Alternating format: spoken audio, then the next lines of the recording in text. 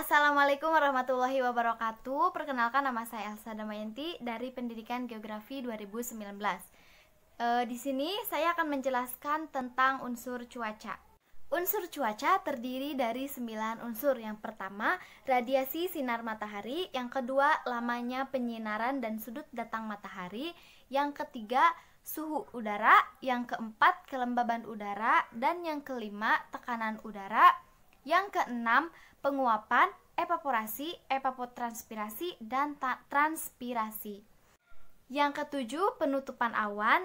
8, kecepatan dan arah angin. 9, presipitasi, embun, hujan, dan salju. Yang pertama yaitu radiasi matahari. Radiasi matahari adalah pancaran energi yang berasal dari proses termonuklir yang terjadi di matahari. Nah, radiasi matahari ini juga berbentuk sinar dan gelombang elektromagnetik.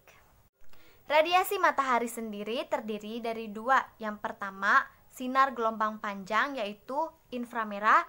Kedua, sinar bergelombang pendek, sinar X, gamma, dan ultraviolet. Yang kedua yaitu lamanya penyinaran dan sudut datang matahari. Lamanya penyinaran dan sudut datang matahari adalah sudut yang dibentuk oleh permukaan bumi dengan arah datangnya sinar matahari. Dan semakin kecil sudut datang matahari, semakin sedikit pula panas yang diterima oleh bumi. Yang ketiga, suhu udara. Adanya perbedaan tingkat pemanasan matahari di permukaan bumi menyebabkan suatu wilayah dengan wilayah yang lainnya memiliki perbedaan panas yang berbeda-beda. 4, yaitu kelembaban udara. Karena terjadinya pemanasan bumi oleh matahari yang menyebabkan air permukaan bumi menguap dan termuai di dalam udara. Nah, air yang terkandung dalam udara itulah yang dinamakan dengan kelembaban. Kelima, tekanan udara. Tekanan udara ini disebabkan oleh molekul-molekul udara. Meskipun molekul udara ini tidak tampak, namun ia memiliki berat dan bertempat di ruang angkasa. Molekul udara ini dapat dimampatkan dengan volume yang lebih kecil.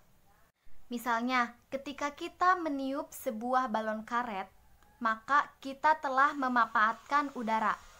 Udara yang ada di dalam balon tersebut tekanannya lebih tinggi dibanding tekanan udara yang ada di luar balon. Lalu yang keenam, ada penguapan. Penguapan itu terdiri dari tiga. Evaporasi, transpirasi, dan evapotranspirasi. Evaporasi adalah penguapan yang terjadi di permukaan bumi tanpa adanya tanaman di atasnya.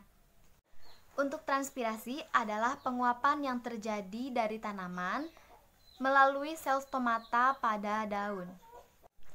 Sedangkan untuk evapotranspirasi adalah keseluruhan jumlah air yang berasal dari permukaan tanah, air, dan vegetasi yang diluapkan kembali ke atmosfer karena adanya perubahan iklim dan cuaca. Oke, selanjutnya yang ketujuh yaitu penutupan awan. Awan dapat memantulkan sinar matahari.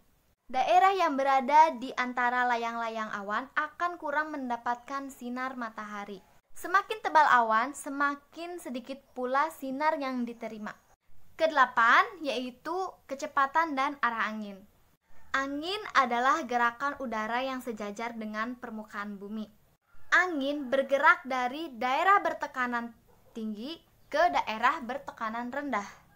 Karena angin adalah udara yang bergerak. Terakhir yang ke-9 adalah presipitasi, embun, salju, dan hujan. Presipitasi adalah peristiwa di mana air jatuh dari atmosfer ke permukaan bumi. Bisa dalam bentuk hujan, embun, maupun salju.